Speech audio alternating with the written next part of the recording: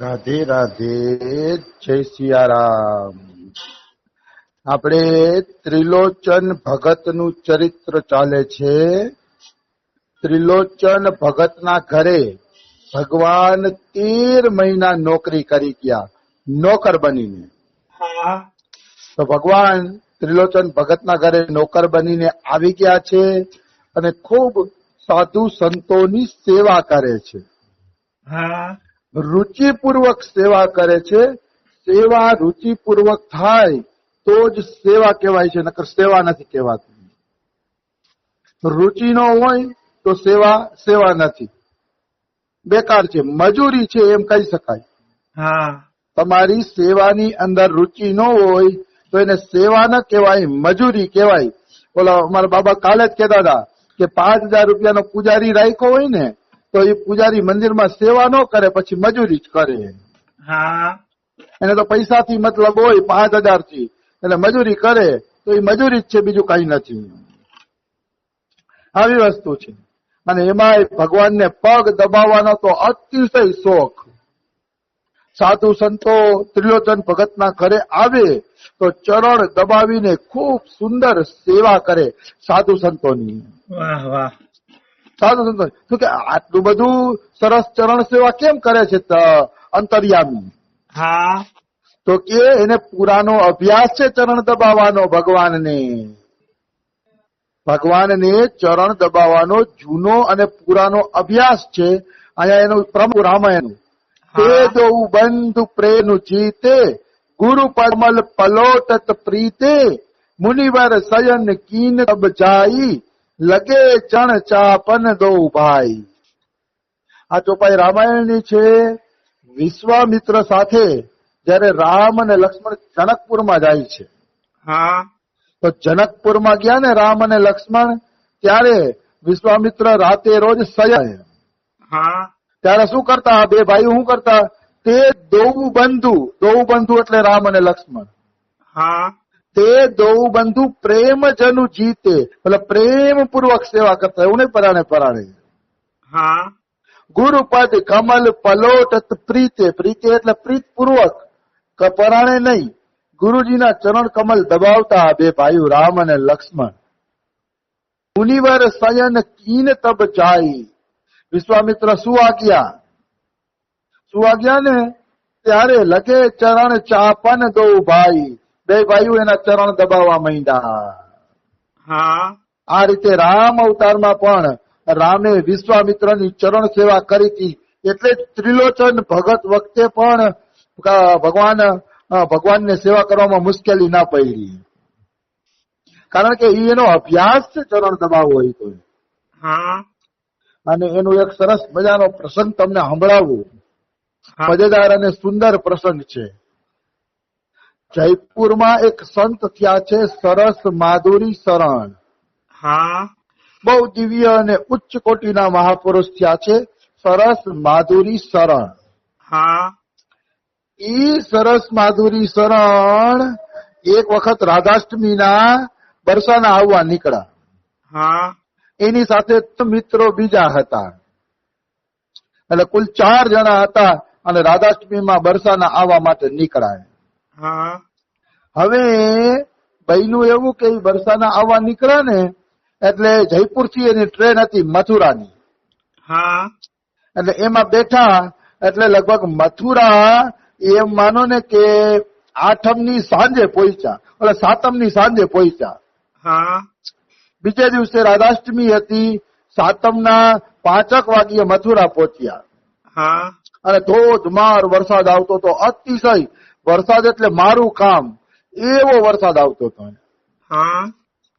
તો ઓલા 2 જણાએ કીધું કે ભાઈ ઘોડાગાડી કોઈ મળશે? ઘોડાગાડી મળશે? ત્યારે વાહન વ્યવહારની આવી સગવડતા નહોતી, ઘોડાગાડીઓમાં જાતા મળશો. તો એક ઘોડાગાડી વાળાએ કીધું કે હું તમને લઈ તો જાઉં, પણ તમારે પગપાળા તમારો લઈ જાવ, કારણ કે રસ્તાઓ ગારો બહુ છે.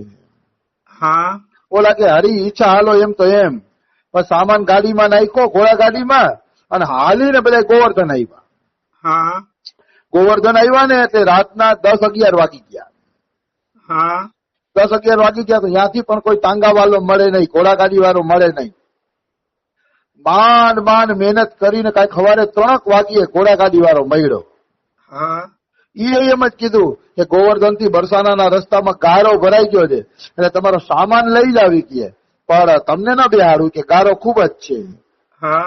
અને સાચું કાચ ગોઠણ ગોઠણ ગારો હતો રસ્તા વચ્ચે. તો કે ઠીક છે ભાઈ, તું એમ લઈ જા. પણ સામાન નાખ્યો ઘોડાગાડીમાં હાલતા થયા ને તો બિચારા સવારે 7 વાગે બરસાના પહોંચ્યા. આઠમના સવારે 7 વાગે. એટલે અફસોસ કરતા હતા સવારના 5 વાગે પહોંચી હઈકા હોત ને તો અભિષેકના દર્શન થઈ જાત. પણ આપણામાં આપણે મતલબ એવા લાયક જીવ નથી કે આપણે અભિષેકના દર્શન થાય. જો વેલા આવ્યા હોત તો અભિષેકના દર્શન થઈ જાત. તો કે કાંઈ વાંધો નહીં, અભિષેકના દર્શન ન થયા કાંઈ નહીં. ગોસાઈ લોકો સમાજ ગાન કરતા હશે, ચાલો આપણે સમાજ ગાનના તો દર્શન કરીએ. અને બધા પર્વત ઉપર ચડી ગયા. આખી રાતનો ઉજાગરો છે. મથુરાથી હાલીને બરસાના આવ્યા છે 45 કિલોમીટર. અને ગારો ખૂંદતા ખૂંદતા આવ્યા છે એટલે થાકી જાય ને એમ. તો આ રીતે કઠિન યાત્રા કરીને એ લોકો બરસાના આવ્યા. અને પર્વત ઉપર ચડીને શ્રીજીના દર્શન કર્યા છે. સરસ મજાની આ ગોસાઈઓનો સમાજ હાલતો તો સમાજના દર્શન કર્યા છે. ખૂબ આનંદ કર્યો. પહોંચ્યા પછી તો ખૂબ આનંદ કર્યો એ લોકોએ. પછી હું થયું, સરસ માધુરી શરણ મનોમન પ્રાર્થના કરે છે કે હે રાધાજી, આજ બહુ ઠકાઈ ગયો છો, આજ કોઈ પગ દબાવવા વાળો મળી જાય ને તો મજા આવી જાય. આ પ્રાર્થના સહજ નીકળી ગઈ, અને કઈ બીજું નતું પણ સહજ આ પ્રાર્થના નીકળી ગઈ સરસ માધુરી શરણથી. તો સહેજ પ્રાર્થના નીકળી ગઈ ને આવી તો રાધા રાણી રાજી થઈ ગયા. મારા ભક્તોની ઈચ્છા જરૂર પૂરી કરવી જોઈએ. અને ભક્તોની ઈચ્છા પૂરી કરવા માટે રાધા રાણી કૃષ્ણને પણ એનો સેવક બનાવી દે છે.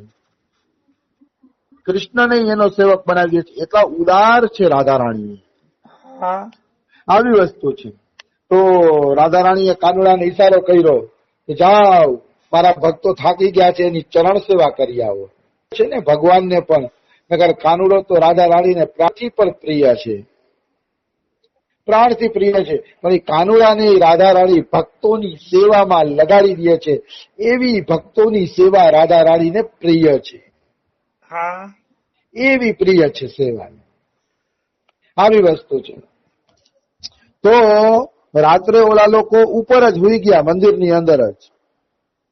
ત્યારે મંદિરમાં નીચે નાનકડી ધર્મશાળા જેવું હતું. 2-5 ઓરડા હશે. તો એ ધર્મશાળામાં સુઈ ગયા 4 જણા. અને પોલીસ વાળાએ ધર્મશાળાને તાળું મારી દીધું. અને પછી પોલીસ વાળો અહીંયા બેઠો પહેરો ભરવા માટે. બીજી બાજુ રાતના 11, 11:30 થયા ને તો સરસ માધુરી શરણજીના કોઈ ચરણ દબાવે છે. ચરણ દબાવે છે ને એટલે સરસ માધુરી શરણ એમ થયું, હા કોઈ ચરણ દબાવે છે. તો પૂછ્યું, કોણ છો ભાઈ? તો કે હું કે ઓલા ગુસાઈજીનો નોકર. કે ગુસાઈજીએ મને તમારા ચરણ દબાવવા માટે મોકલા છે. કે એને કીધું છે કે મારા યજમાનો થાકી ગયા છે એટલે જા તું ચરણ દબાઈ આવ. એ મને મોકલો. તો કે હારું હારું બેટા હારું. કે અમારી ઈચ્છા નથી કોઈ ચરણ દબાવે. કે થાકી ગયા છે, ચરણ દબાવી દે તું તારે. કે તારું નામ શું? તો કે મારું નામ ભચીટા. ભચીટા નામ કીધું ભગવાને. પછી તો ભગવાને એવા ચરણ દબાવ્યા, એવી સેવા કરી કે આના નસે નસ ઢીલી થઈ ગઈ, સરસ થઈ ગઈ. એવી સુંદર ચરણ સેવા કરી. પછી કે શેરડીની વાહે એરડી નહીં મળે. આપણામાં કહાવત છે કે શેરડીને પાણી પીવડાવીને તો કાંટા, બાવળ, ઝાડી, ઝાંખરા બધાને પાણી મળી જાય. એવી રીતે સરસ માધુરીના ચરણ દબાવી ગયા. તો બીજા 3 જણા તો થોડાક નીચા ભક્તો હતા, પણ એના ચરણ કૃષ્ણ દબાવી ગયા. કારણ કે હવે આના દબાવ્યા તો ઓલાને થોડા બાકી રાખી દેવાય. અને ભગવાન કૃષ્ણ એ બધાયના ચરણ દબાવી દીધા. જેટલા હતા એ બધાયના ચરણ કૃષ્ણ ભગવાન દબાવી દે છે. તો એ બધાયના ચરણ કૃષ્ણ ભગવાને દબાવી દીધા ને પછી સરસ માધુરી શરણ કહે છે, ભજીતા અહીંયા આવ. કયો ભજીતો? બોલો કે માલિક શું કામ છે? તો કે ભજીતા, મારા થેલામાં થોડોક પ્રસાદ પડ્યો છે, કે તું એ પ્રસાદ જમી લે. ત્યારે ભજીતો શું જવાબ આપે છે? અરે ઉનકી કોઈ જરૂરત નહીં है, प्रसाद तो मुझे श्री जी बहुत खिलाती है. હા કે એની જરૂરત નથી, પ્રસાદ તો મને શ્રીજી રાધા રાણી ખૂબ ખવડાવે છે. વાહ. એટલે મારે પ્રસાદની જરૂર નથી. પછી એને કણિકા પ્રસાદ લીધો અને વયા ગયા ભજીતા. હા બીજે દિવસે નવમી ના દિવસે ઓલા ઉઠા તો 4 જણા ફ્રેશ થઈ ગયા હતા. હા 4 જણાને આરામ થઈ ગયો તો એવું લાગતું હતું જાણે હાલીને આવ્યા જ નથી, એવી સેવા કરી દીધી ભગવાને. હા પછી ગુસાઈજી આવ્યા ને એટલે સરસ માધુરી શરણજીએ કીધું કે ભાઈ તમારો ઓલો નોકર ક્યાં છે, મારે એને ઇનામ આપવું છે, એને બહુ સારી સેવા કરી. હા તો ગુસાઈજી આના આમ મોઢા આમું જોયે રાખે. તો કે ભાઈ મારે મોઢા આમું જુએ છે, તમારા નોકરને બોલાવો તો કે હું એને પૈસા આપું, કે એને બહુ સારી સેવા કરી. હા તો ગુસાઈજી કે ક્યાં નોકરની વાત કરો છો? તો કે તમે મોકલો ઈ. તો ગુસાઈજી હસીને કહે છે ભાઈ આખા બરસાનામાં કોઈ નોકર રાખે ને એવું પૈસા વાળું નથી. હા આખા બરસાનામાં કોઈ એવું પૈસા વાળું છે જ નહીં કે જે નોકર રાખે. મારી પાસે નોકર ક્યાંથી આવ્યું હોય? પછી શરદ માધુરીના કાન હરવા થયા. તો તમે નથી મોકલો નોકર? તો કે ના. તો કે એ નોકર કોણ હતો? ત્યારે પૂજારીએ આંગળી ચીંધીને કીધું ચોલો સિંહાસન ઉપર બેઠો ને આ લાડીની લાલ કૃષ્ણ, એ જ તમારો નોકર બનીને આવ્યો. હા ત્યારે બધાને ખબર પડી કે કૃષ્ણ નોકર બનીને અમારી ચરણ સેવા કરી ગયો.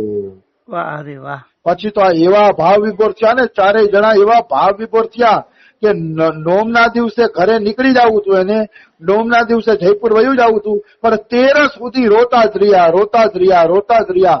ખાવા પીવાનું ભાન નહોતું. હા 13 સુધી, નોમ, દસમ, 11, 12 ને 13, 5 દી સુધી ભાવ રહ્યો. 13 સુધી રોતા રહ્યા. પછી 13 પછી 14 ભાવ ઓછો થયો, પછી જયપુર ગયા બધા. આવડી કૃપા ઠાકોરજીની ને રાધા રાણીની ભક્તો ઉપર થઈ.